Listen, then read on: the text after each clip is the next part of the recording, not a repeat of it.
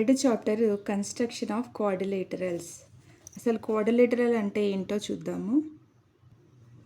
Quadrilateral ఈ విధంగా ఉంటుంది. A quadrilateral is nothing but a simple closed figure bounded by 4 line segments. ఇందులో 4 line segments చేత ఇది బౌండ్ చేయబడి ఉంటుంది. ఇది ఓపెన్ ఫిగర్ కాదు. దీంట్లో 4 సైడ్స్ ఉంటాయి. AB, BC, CD and DA. 4 vertices ఉంటాయి. A, B, C, D and 4 angles ఉంటాయి. యాంగిల్ డిఏబి, ఏ మధ్యలో వచ్చేటట్టుగా చెప్పాలి. డిఏబి అంటే angle A, angle ABC angle B, angle BCD angle C, angle CDA. 2 diagonals ఉంటాయి. అవి ఏసి అండ్ బిడి. ఒక క్వాడ్రిలేటరల్ను కన్స్ట్రక్ట్ చేయాలంటే మనకు తప్పనిసరిగా 5 మెజర్మెంట్స్ ఇవ్వాలి. అవి ఏవో చూద్దాం.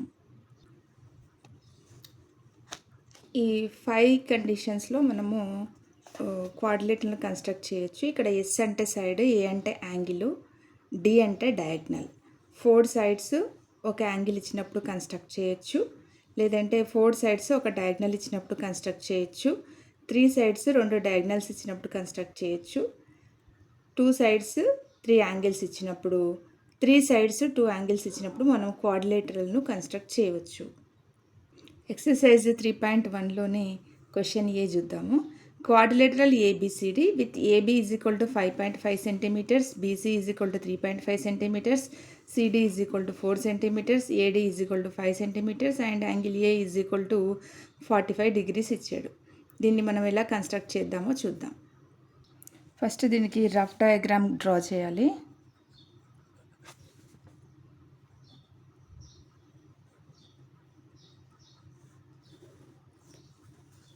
AB is equal to 5 centimeter. దీన్ని రూలర్ యూజ్ చేయాల్సిన అవసరం లేదు, చేతితో గీస్తే సరిపోతుంది.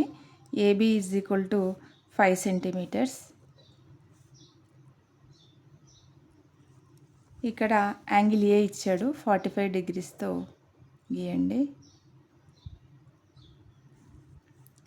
తర్వాత BC is equal to 3.5 centimetres.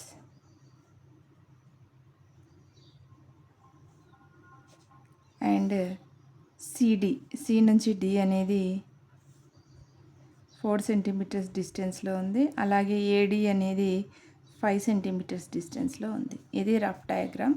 Original diagram దీనికి మనము డ్రా చేయాలి. చూడండి, first AB is equal to 5 centimetres draw చేద్దాము.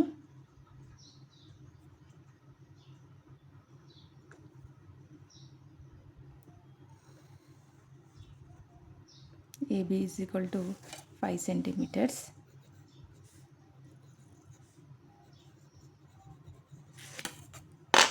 ఇప్పుడు ఏ దగ్గర 45 డిగ్రీస్తో ఒక రే మనము డ్రా చేద్దాము. ఎల్ షేప్ అంటే 90 డిగ్రీస్ వస్తుంది. 90 డిగ్రీస్ కంటే తక్కువ కాబట్టి ఎల్ కంటే తక్కువ. ఇది లెఫ్ట్ సైడ్ పెట్టాం కాబట్టి రైట్ సైడ్ యాంగిల్ చూసుకోవాలి, 45 డిగ్రీస్.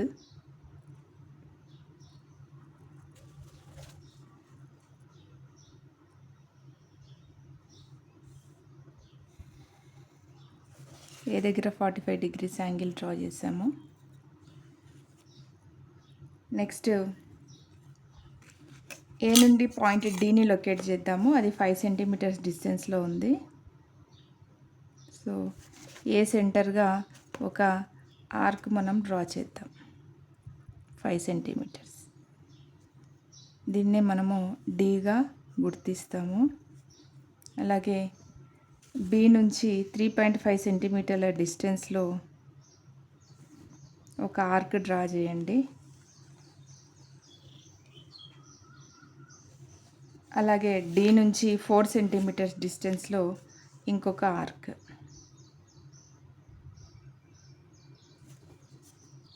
డి నుంచి 4 సెంటీమీటర్స్ డిస్టెన్స్లో ఇంకొక ఆర్క్. ఇది సరిపోలేదు కాబట్టి మళ్ళీ 3.5 పెట్టేసుకొని దీన్ని కొంచెం పెద్దగా చేద్దాము.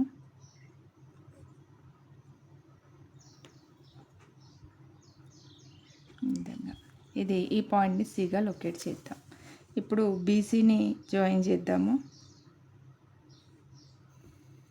అలాగే సిడిని కూడా జాయిన్ చేద్దాం.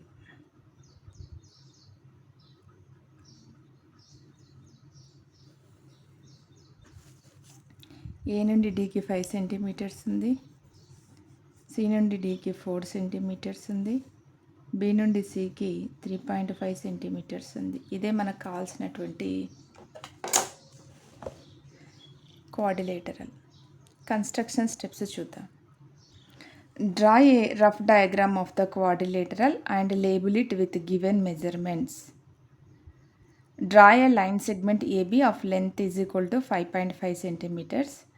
Draw a ray AY making of angle 45 degrees with AB. Draw an arc of radius 5 centimeters from A which cuts AY at D. With B as center, draw an arc of radius 3.5 centimeters. With D as center, draw an arc of radius 4 centimeters such that it intersects first arc at C. Join BC and CD to get required quadrilateral ABCD. ఇది construction steps. మనము ఆర్క్కి ఇక్కడ రేలో why పెట్టడం మర్చిపోయాము, why పెట్టుకుందాము. ఇది ఏవై రే అనుకోండి, అప్పుడు డీని cut చేస్తాం, D పాయింట్ని లొకేట్ చేస్తాం. This is the required quadrilateral. Thanks watching. అలాగే సబ్స్క్రైబ్ చేసుకోండి, పక్కనే బెల్ ఐకాన్ క్లిక్ చేసి మన వీడియోస్ రెగ్యులర్గా ఫాలో అవ్వండి.